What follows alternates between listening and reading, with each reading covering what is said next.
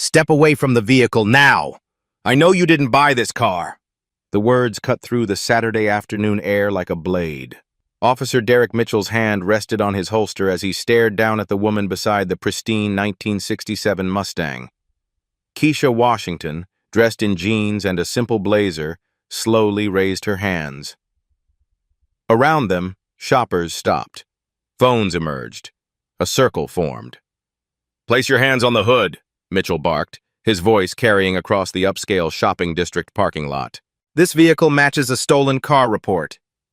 Keisha's designer handbag slid from her shoulder as she complied. Through the car window, a leather portfolio lay on the passenger seat, its official seal barely visible beneath scattered papers. The crowd grew larger. The cameras rolled. Have you ever been judged by the color of your skin rather than the content of your character, even when you held more power than those judging you? 10 minutes until courthouse security realizes Judge Washington is missing from the emergency judicial conference. Officer Mitchell circled the Mustang like a predator studying prey. His 12 years on the force had taught him to spot inconsistencies. A black woman in casual clothes driving a car worth more than most people's annual salary? The math didn't add up in his mind. "This vehicle's worth more than you make in 5 years, he said, his voice loud enough for the growing crowd to hear. "So let's start with the truth." 20 feet away, college student Amara Johnson held her phone steady, live streaming to her TikTok followers. The viewer count climbed: 847, 1,203, 2,456. Comments flooded the screen faster than she could read them. "Officer, I can explain," Keisha began, her voice calm despite the humiliation burning in her chest. "No, ma'am." Mitchell's hand moved to his radio. "You'll explain to the detectives. Right now, I need to see registration, insurance, and proof of purchase for this vehicle." The crowd pressed closer. Some filmed openly while others pretended to shop, their eyes locked on the unfolding drama. Keisha noticed an elderly black woman pushing through the gathering, recognition flickering across her weathered face. "That's not—" the woman started. "Step back, ma'am," Mitchell warned without looking away from Keisha. "This is police business." Keisha's phone buzzed against her hip, Chief Justice calling. She couldn't answer. Not with her hands still pressed against the warm metal of her father's restored car, the same car she'd driven to countless family barbecues, the one that carried his memory in every pristine detail. "I'm going to need you to empty your pockets," Mitchell continued. His backup should arrive soon. Saturday afternoons in this district usually meant simple shoplifting calls, but this felt bigger. This felt like the kind of arrest that made careers. "Officer Mitchell." Keisha read his name tag with deliberate precision. "Badge number 4847. I need you to understand." "What I understand," he interrupted, "is that you're stalling. People who belong with cars like this don't act nervous around the police." The live stream viewer count hit 8,932. Amara's phone battery showed 34%, but she couldn't stop recording. This was the kind of content that changed everything. The real-life stories that exposed the truth about racial profiling in America. Through the Mustang's window, Keisha's leather portfolio caught the afternoon sunlight. A first-class boarding pass from her recent conference in Washington, D.C., protruded from its side pocket. Next to it, barely visible, lay an expired VIP courthouse parking permit from her previous vehicle. Her phone buzzed again. Emergency conference. Landmark civil rights case. Her vote was needed. "Ma'am, I'm going to ask you one more time," Mitchell said, his patience theatrical for the cameras. "How did you come to possess this vehicle?" "It belonged to my father," Keisha replied. "Judge Robert Washington." Mitchell's expression didn't change. Names meant nothing without proof, and proof was exactly what he intended to demand. "Anyone can claim anything. I need documentation." The crowd murmured. Someone whispered, "Judge Washington," and heads turned. The elderly woman tried again to step forward, but other bystanders held her back, unwilling to escalate the situation. "Officer," A mall security guard approached, his radio crackling. "Is everything under control here?" "Just processing a potential vehicle theft," Mitchell replied. "Calling for backup to assist with the search." Search. The word hit the crowd like electricity. Phones emerged from purses and pockets. The circle widened but tightened simultaneously, as if everyone understood they were witnessing something significant. Keisha's briefcase sat in the back seat, its state Supreme Court seal facing away from the windows. Inside lay documents that could end this humiliation instantly, but reaching for them now would only escalate Mitchell's suspicions. Her phone buzzed a third time. She closed her eyes briefly, calculating. 10 minutes until her absence became a crisis. 10 minutes until a crucial vote on police accountability measures proceeded without the swing judge. The irony wasn't lost on her. "Backups en route," Mitchell announced to his radio, requesting a supervisor for potential vehicle recovery. Amara's live stream hit 12,847 viewers. Comments exploded across her screen. "This is disgusting! Why won't someone help her? Where is this happening? Someone call the news." The elderly woman finally broke free from the crowd. "Officer, that woman is—" "Ma'am, final warning. Step back or you'll be arrested for interfering with police business." Keisha watched the woman retreat, defeated in her eyes. Everyone who might recognize her, courthouse staff, fellow attorneys, legal clerks, were either at the emergency conference or avoiding weekend shopping. She was alone, surrounded by strangers whose phones captured every humiliating second. Mitchell keyed his radio again. "Unit 47 requesting additional backup for vehicle search. The suspect is non-compliant, and the crowd is growing hostile." Non-compliant. Hostile. The words would appear in his report, shaping the narrative before truth had a chance to emerge. Keisha understood the power of language, the way it could transform a victim into a perpetrator with careful selection. Minutes remaining. Her portfolio lay just inches away, containing everything needed to end this nightmare. But reaching for it meant sudden movement, meant escalation, meant risking the very confrontation her judicial training taught her to avoid. So she waited, hands on the hood, cameras rolling, power hidden in plain sight. Minutes until courthouse security realizes Judge Washington is missing. The wail of sirens cut through the Saturday shopping buzz. 2 patrol cars rounded the corner, their blue lights painting the crowd in strobing shadows. Sergeant Reynolds emerged from the first vehicle, his 23 years of experience evident in his measured approach. "What have we got, Mitchell?" Reynolds surveyed the scene. The pristine Mustang, the well-dressed woman with her hands on the hood, the crowd of phone-wielding witnesses. "Possible vehicle theft," Mitchell replied, puffing his chest. "The subject claims the car belonged to her father but can't provide adequate documentation." Reynolds studied Keisha more carefully. Something felt off about Mitchell's assessment, but protocol demanded support for an officer in the field. "Ma'am, we're going to need you to step away from the vehicle while we conduct our investigation." Amara's live stream exploded to 23,047 viewers. Her phone battery dropped to 28%, but she couldn't stop recording. The comments section moved too fast to read, but she caught fragments. #racial profiling, #Black Lives Matter, #justice. For Judge Washington. Wait. Judge Washington. Officer Janet Torres emerged from the second patrol car, her 5 years on the force making her cautious about high-profile situations. She immediately began crowd control, establishing a perimeter while documenting the scene with her body camera. "Sir, we need to maintain order here," Torres told Reynolds. "This crowd is getting agitated, and we have the media arriving." Indeed, a local news van had turned into the parking lot, its satellite dish extended. Reporter Jennifer Martinez emerged, her camera operator close behind, drawn by the social media buzz already trending across multiple platforms. In the crowd, the elderly woman, Mrs. Dorothy Hayes, pulled out her own phone.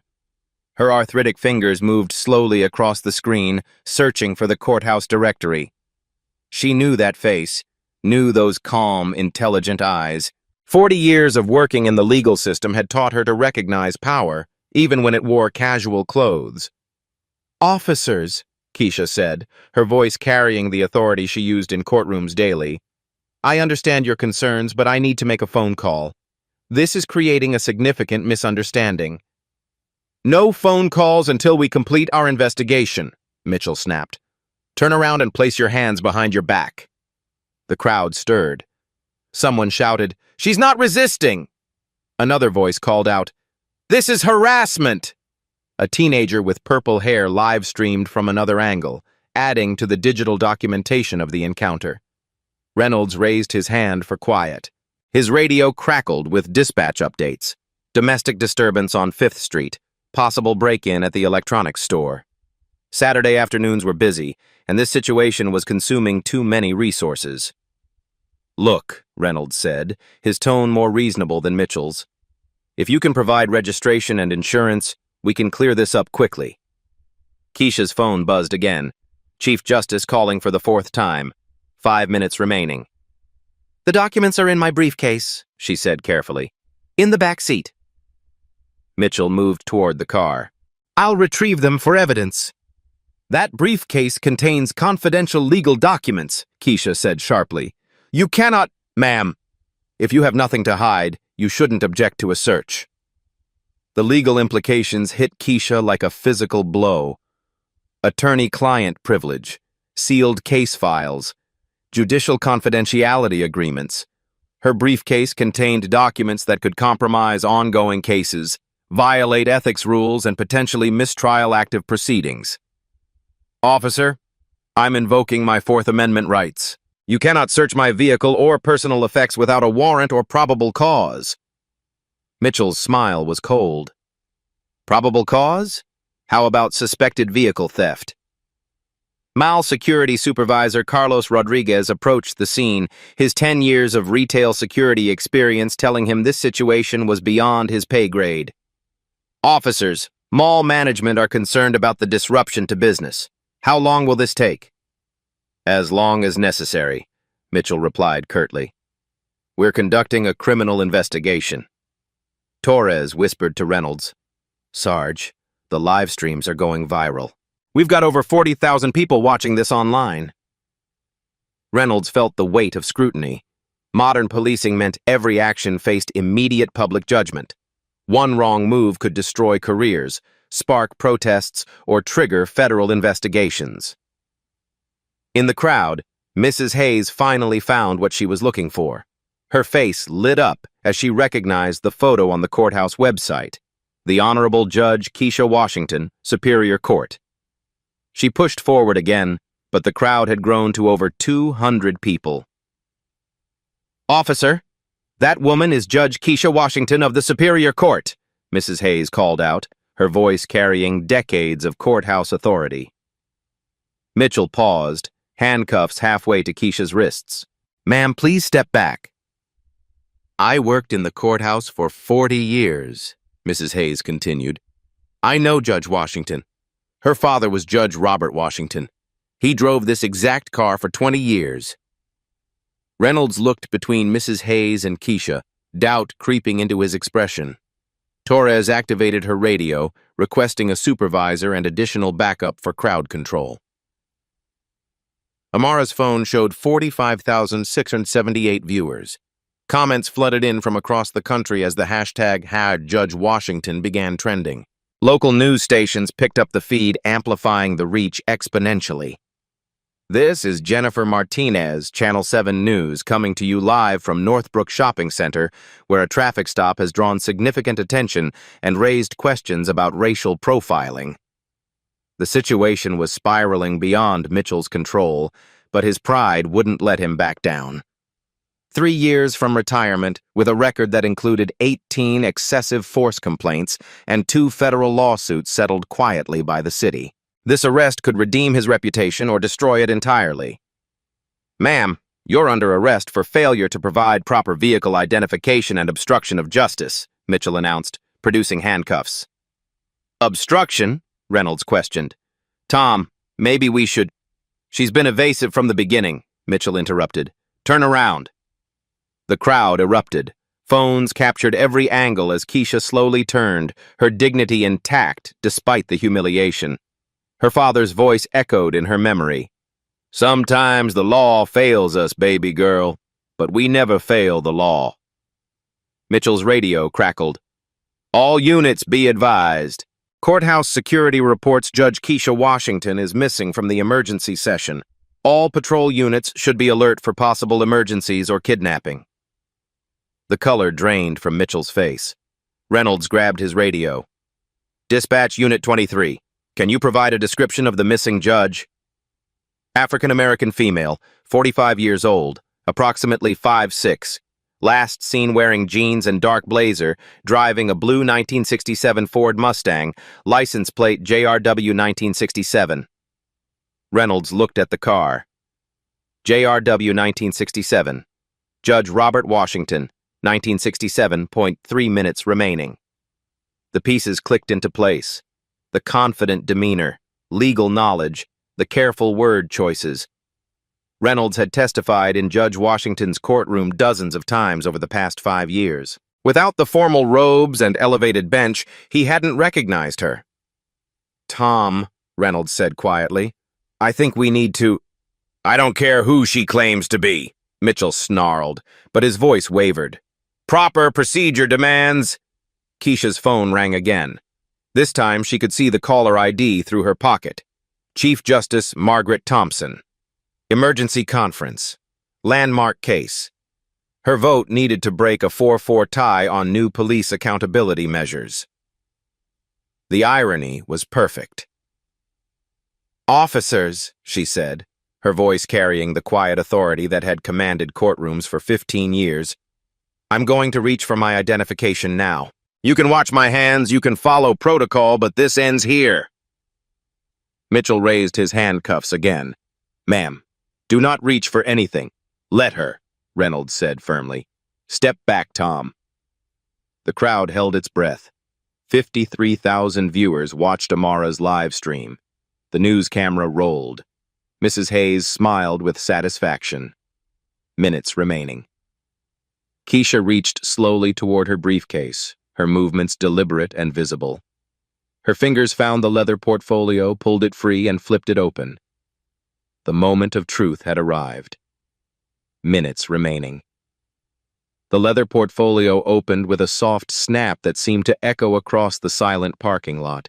Inside, nestled against cream-colored legal documents, lay a judicial identification card bearing the seal of the Superior Court of California.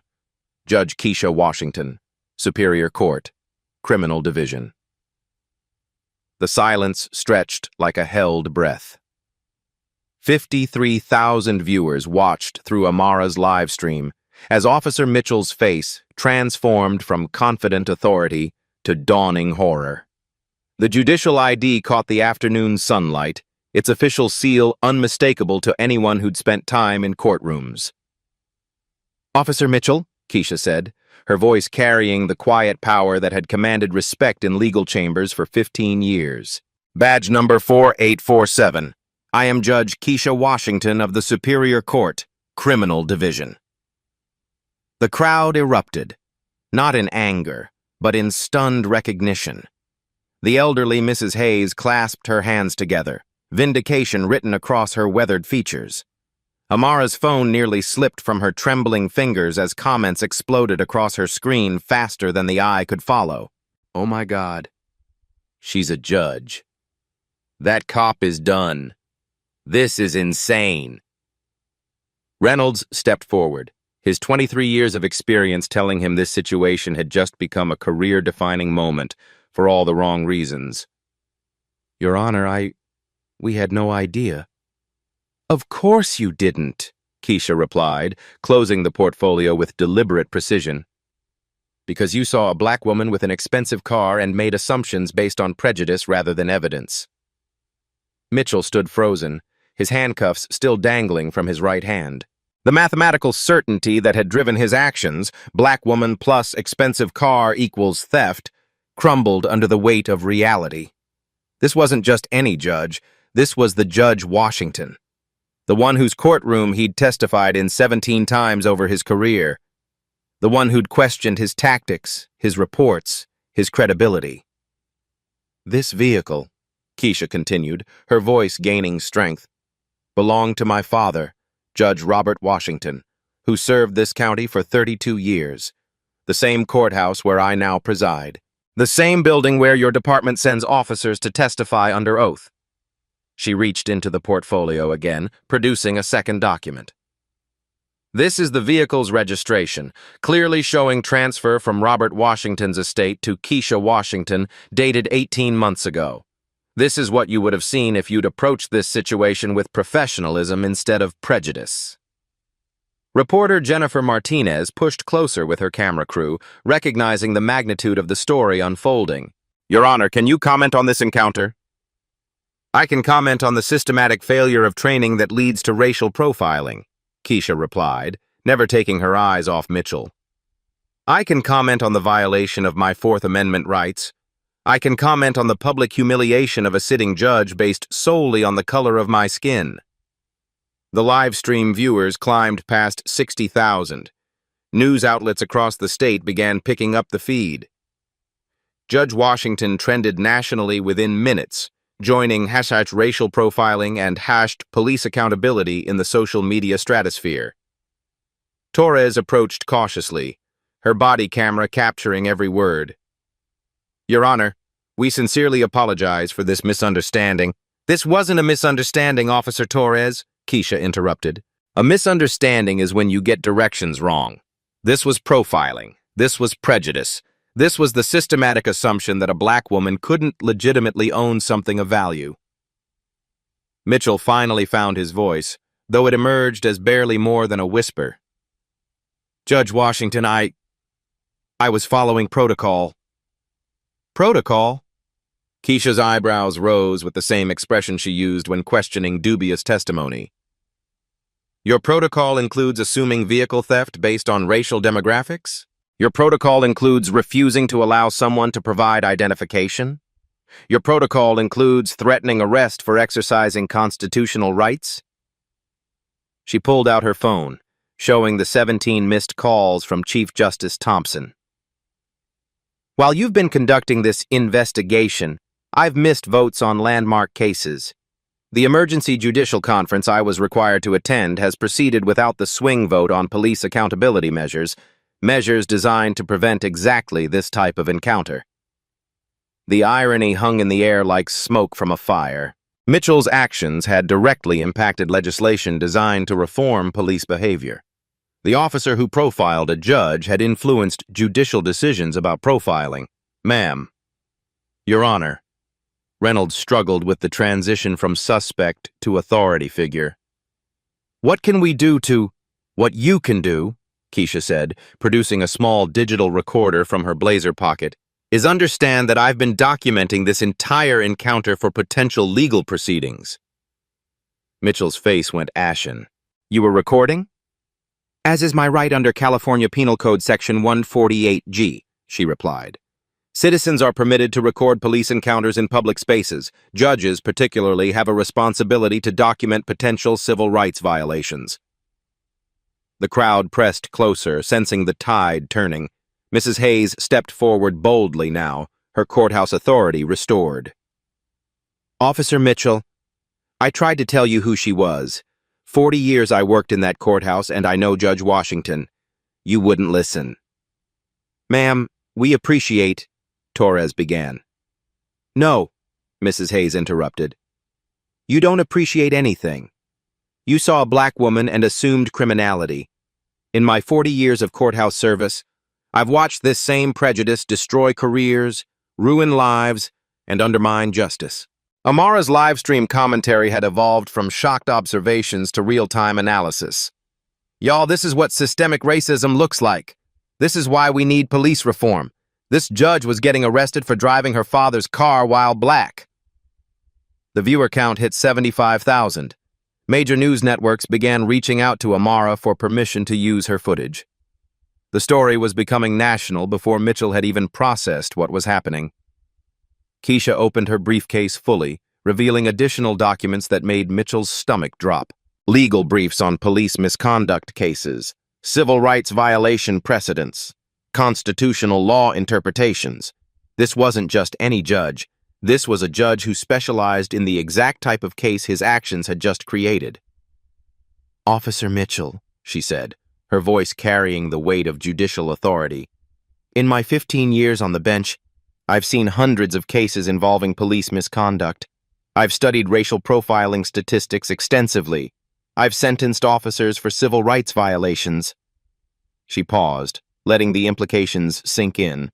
"Your precinct, specifically, has a 23% higher stop rate for black drivers compared to county averages. Your personal record includes 18 excessive force complaints and 2 federal lawsuits settled by the city." Mitchell's knees nearly buckled. How did she know? How could she access those records?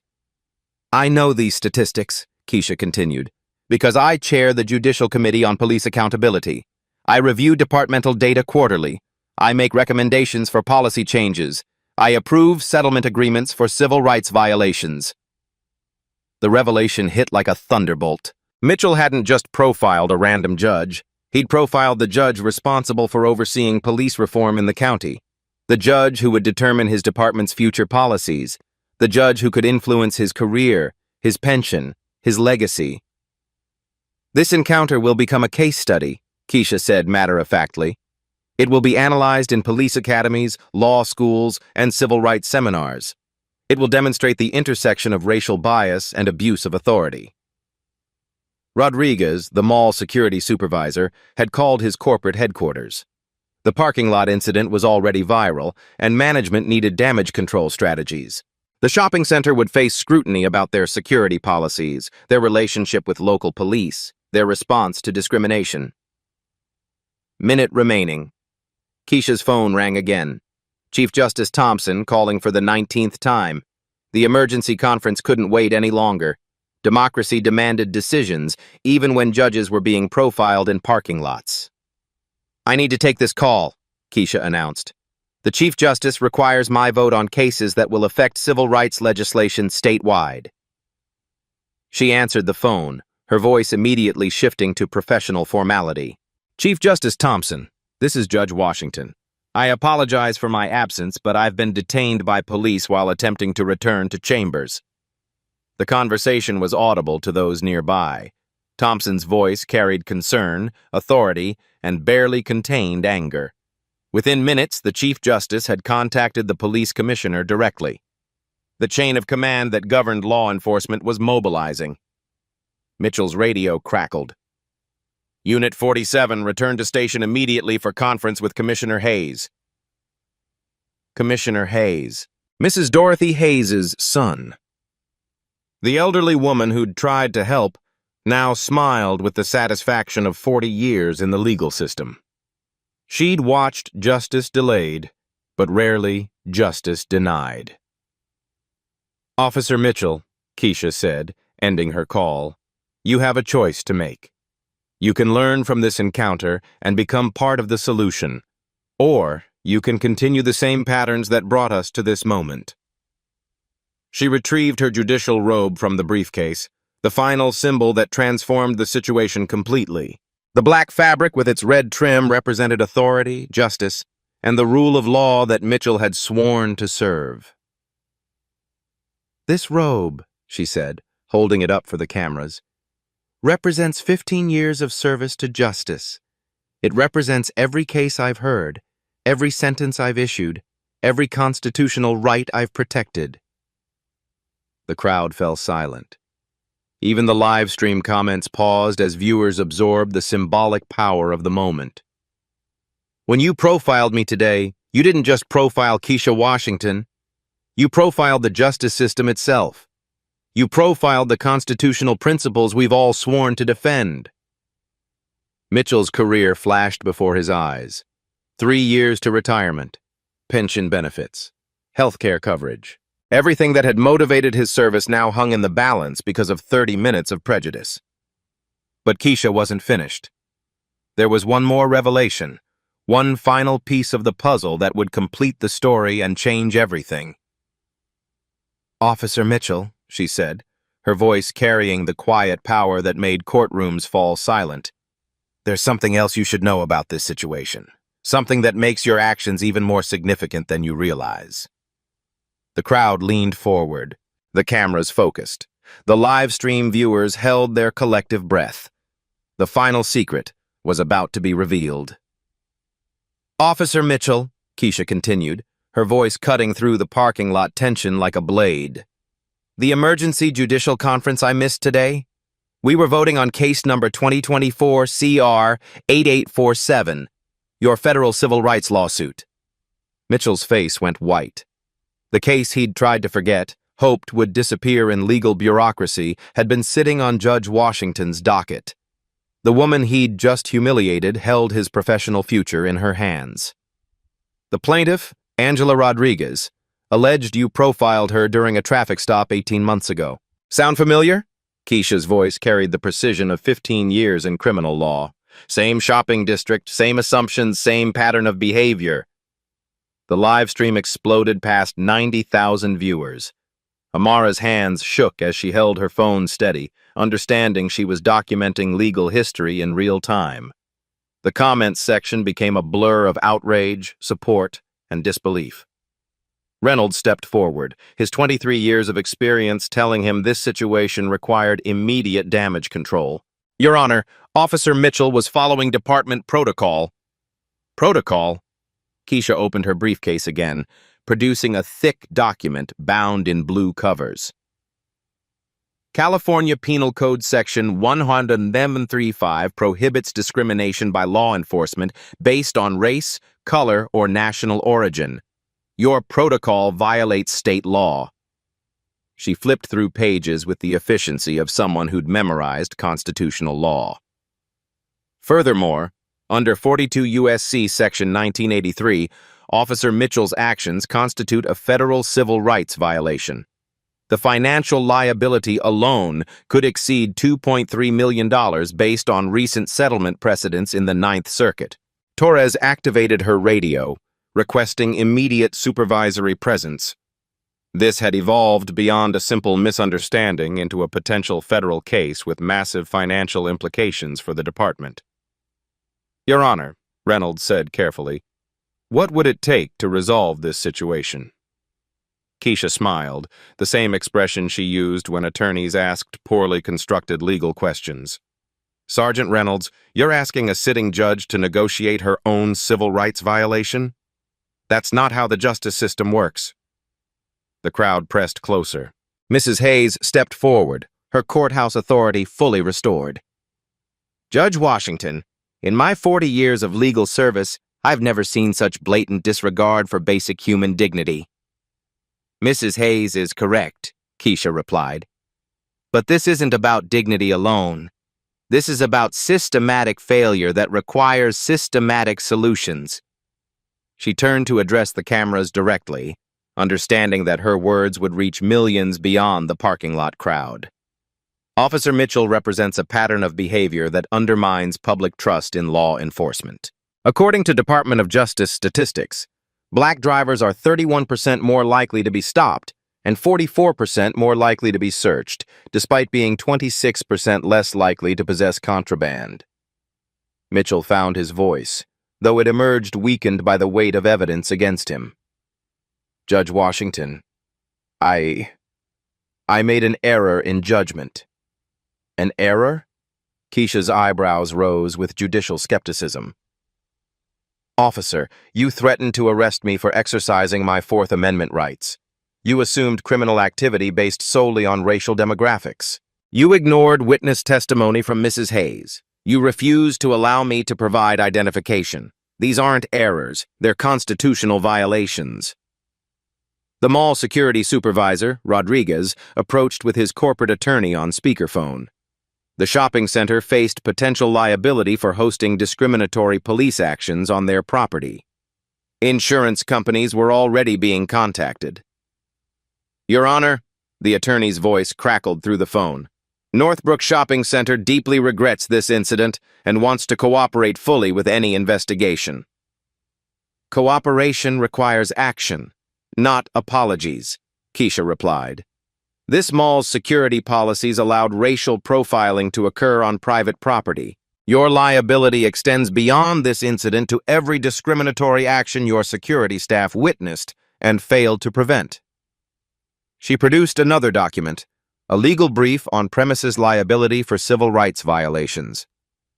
Under California Civil Code Section 51.7, businesses can be held liable for discriminatory acts occurring on their property when they fail to take corrective action. The corporate attorney went silent.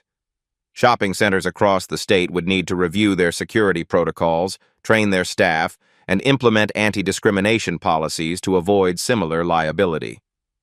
Commissioner Hayes arrived with sirens blaring. Mrs. Dorothy Hayes' son, carrying 30 years of law enforcement leadership and a reputation for accountability. His first sight was his mother standing vindicated in the crowd while his officers faced a career-ending scandal. Judge Washington, Commissioner Hayes approached with the respect due to judicial authority, I apologize for this unconscionable violation of your rights and dignity. Commissioner, your apology is noted, but accountability requires more than words, Keisha replied. Officer Mitchell's pattern of behavior suggests systematic training failures that endanger both community trust and departmental liability. She opened to a specific page in her legal brief. Your department's insurance carrier, Municipal Risk Management, has paid $847,000 in racial profiling settlements over the past 3 years. Officer Mitchell personally accounts for $312,000 of that liability. Commissioner Hayes' jaw tightened. Insurance costs were crushing police budgets statewide. Departments that couldn't control civil rights violations faced skyrocketing premiums or policy cancellations. What specific remedies are you seeking, Your Honor? Commissioner Hayes asked, understanding that judicial recommendations carried the weight of legal precedent. Keisha closed her briefcase, her decision made. Officer Mitchell has 3 options, and this choice will determine not only his career, but the trajectory of police reform in this county. The parking lot fell silent. 96,000 viewers watched the live stream as a sitting judge delivered what amounted to a legal ultimatum to law enforcement. Option 1. Officer Mitchell submits to immediate suspension pending federal investigation under 42 U.S.C. Section 1983. He faces potential criminal charges, civil liability, and permanent termination. This option protects his constitutional right to due process while acknowledging the severity of his actions. Mitchell's legs nearly gave out. Criminal charges meant prison time, loss of pension, destruction of his family's financial security. Option 2. Officer Mitchell accepts voluntary demotion, completes 200 hours of bias training, and serves as a case study for police academy reforms. He testifies before the state legislature about the dangers of racial profiling and becomes an advocate for change. This option allows redemption through education and service. The crowd murmured. Second chances were rare in cases of civil rights violations, but transformation through accountability offered hope for systematic change. Option 3. Officer Mitchell retires immediately with full benefits, acknowledging that his mindset represents outdated policing that has no place in modern law enforcement. He avoids criminal prosecution, but forfeits any future role in law enforcement or security services. Commissioner Hayes understood the political implications. Option 3 protected the department from federal investigation while removing a problematic officer. Option 2 provided educational value but risked public criticism. Option 1 guaranteed negative publicity but demonstrated accountability. Officer Mitchell, Keisha said, her voice carrying the authority that had decided thousands of legal cases, you have 60 seconds to choose. Your decision will be binding and immediately effective. The countdown began. Not the emergency conference timing that had driven the earlier urgency, but a final moment of choice that would define careers, policies, and precedents. Mitchell looked at his hands, still holding the handcuffs he'd planned to use on a sitting judge. His 18 excessive force complaints, his federal lawsuits, his pattern of behavior that had led to this moment of reckoning. He began, his voice breaking. Reynolds placed a hand on Mitchell's shoulder. Tom, think about your family. Think about your future. Torres activated her body camera, ensuring every word was recorded for legal proceedings and training purposes. The live stream viewers held their collective breath. Comments slowed as 98,000 people waited for a decision that would impact police accountability across the nation. Mrs. Hayes smiled with the satisfaction of 4 decades in the justice system. Her son, the commissioner, maintained professional composure while privately acknowledging his mother's vindication. Keisha waited with the patience of judicial experience. 15 years of hearing confessions, pleas, and excuses had taught her to recognize the moment when someone faced the truth about their actions. 30 seconds remaining, she announced. Mitchell's career, his pension, his family's future, everything balanced on the choice between accountability and consequence. The mathematics that had driven his prejudice now demanded a different kind of calculation. The moment of decision had arrived. I choose option 2, Mitchell said, his voice barely audible above the crowd's murmur.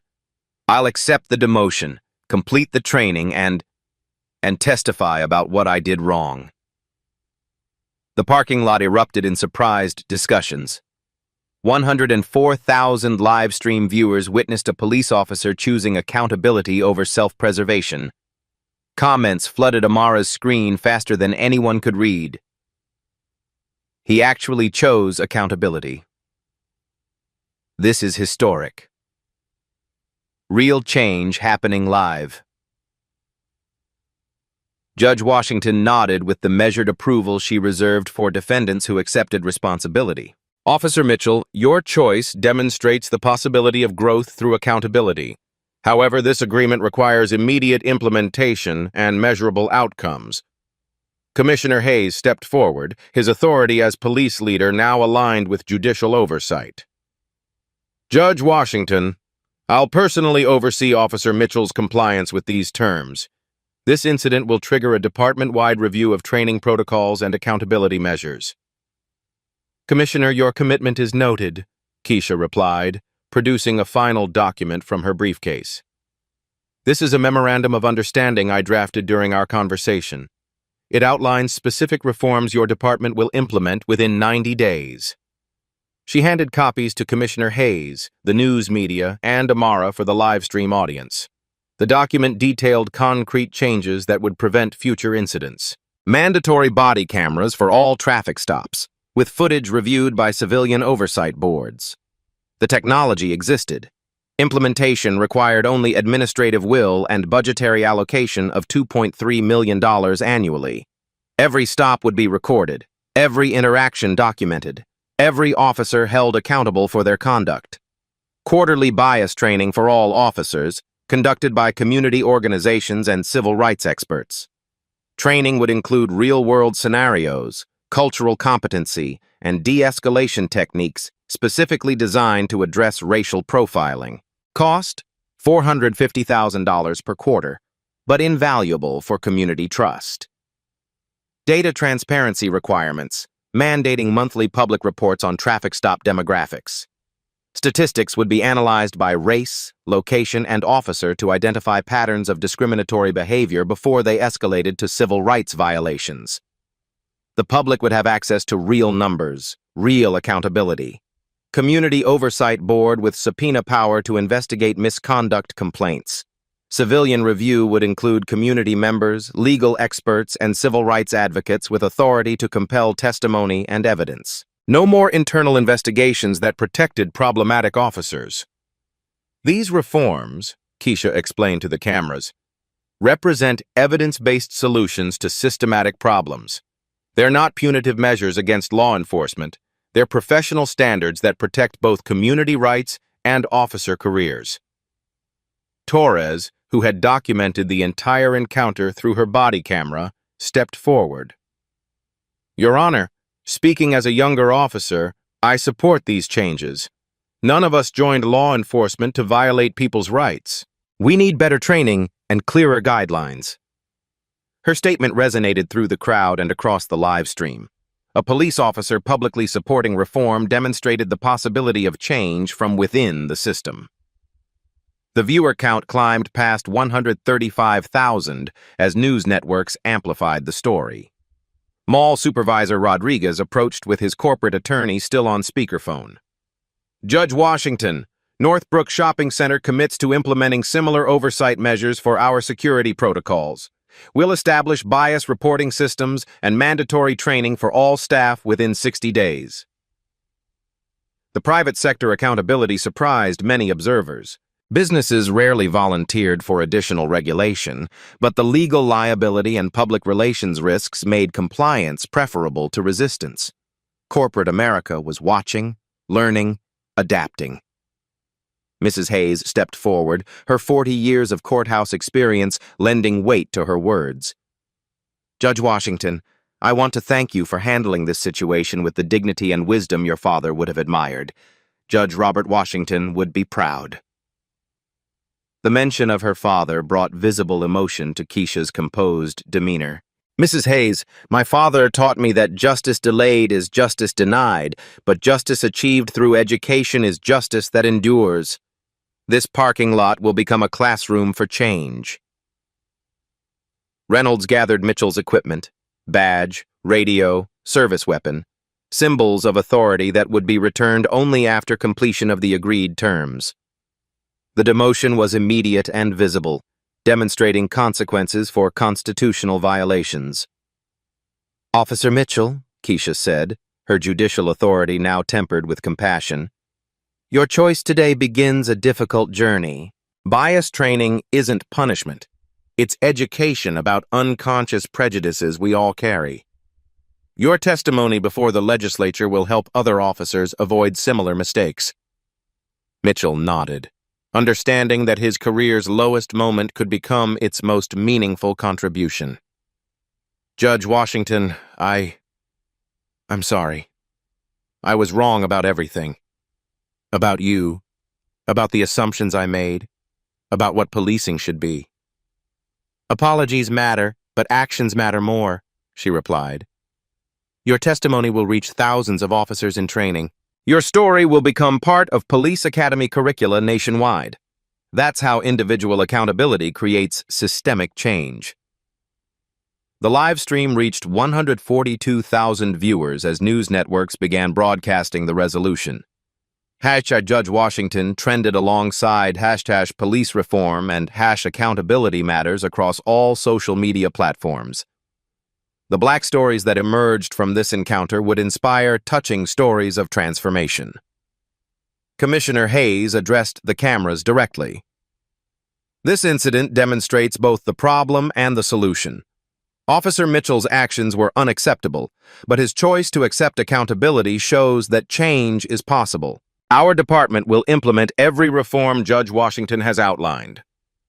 The crowd began to disperse, understanding they had witnessed something historic. Real-life stories like this one changed legislation, changed training, changed hearts and minds across the nation. This parking lot, Judge Washington said, looking around at the scene that had transformed from humiliation to education, will be remembered not for the prejudice that occurred here, but for the reforms that emerged from confronting that prejudice directly.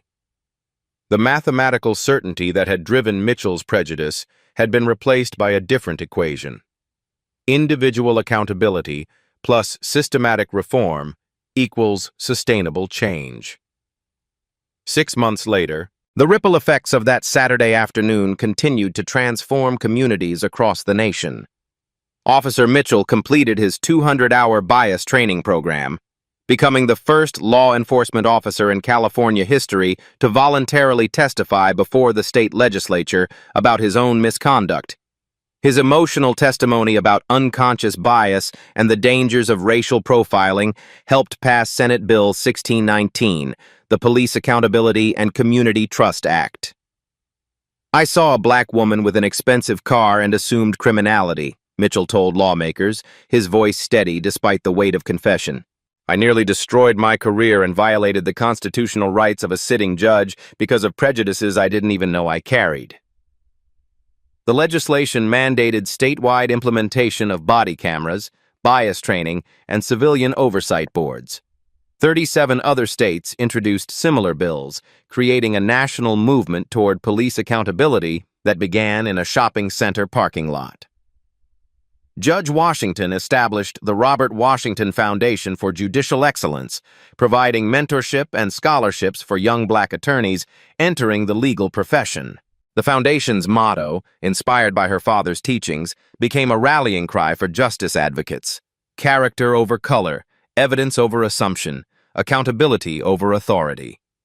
Amara Johnson's live stream footage became required viewing in police academies, law schools, and civil rights seminars nationwide. Her documentation of the encounter earned her a journalism scholarship and a position as a civil rights reporter for a major news network. The real-life stories she covered continued to expose injustice and inspire change. Mrs. Dorothy Hayes, at 73 years old, became the chairwoman of the county's first civilian police oversight board.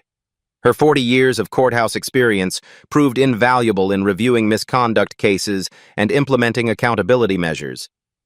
Age gives you wisdom, she told reporters, but action gives you change. Northbrook Shopping Center installed bias reporting kiosks, established community advisory panels, and created a $500,000 annual fund for civil rights education programs. Other retail chains adopted similar measures, understanding that corporate responsibility extended beyond profit margins to community trust. The mathematical equation that had driven prejudice, black woman plus expensive car equals theft, was replaced by a new formula taught in sensitivity training sessions. Assumption plus bias equals constitutional violation. Evidence plus accountability equals justice.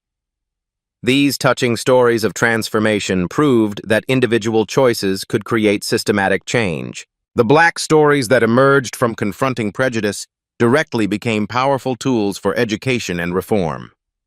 Commissioner Hayes retired 2 years later, his legacy defined not by the officers who failed under his command, but by the reforms implemented to prevent future failures. His mother's vindication became his own redemption, proving that accountability could strengthen rather than weaken law enforcement.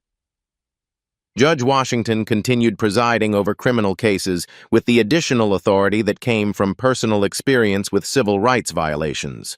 Her rulings on police misconduct cases carried the weight of someone who had faced prejudice and chosen justice over revenge. The 1967 Mustang still sits in her driveway, its pristine condition a testament to her father's memory and her own resilience. Every Saturday she drives it to the courthouse, remembering that dignity preserved through quiet strength creates more lasting change than anger expressed through loud confrontation. The lesson remains clear. When we witness injustice, we have a choice. We can stay silent and allow prejudice to flourish, or we can speak up and demand the accountability that creates real change. Your voice matters in this fight for justice. Share your own stories of overcoming prejudice in the comments below. Have you witnessed discrimination? How did you respond? What changes do you want to see in your community?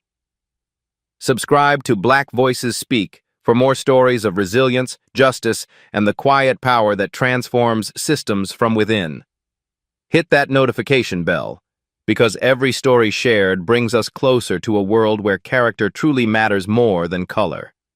Together, we can ensure that the next generation inherits a justice system that protects everyone's constitutional rights, regardless of race, regardless of assumptions, regardless of the prejudices that once divided us. Justice achieved through education is justice that endures.